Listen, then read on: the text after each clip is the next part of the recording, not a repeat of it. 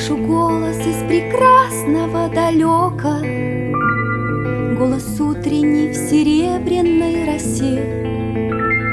Слышу голос и манящая дорога кружит голову, как в детстве карусель. Прекрасное далеко, не будь ко мне жестоко, не будь ко мне жестоко, жестоко не будь. От чистого истока в прекрасное далеко, прекрасное далеко я начинаю путь. Слышу голос из прекрасного далека, он зовет меня не в райские края. Слышу голос, голос спрашивает строго: а сегодня что для завтра сделал я?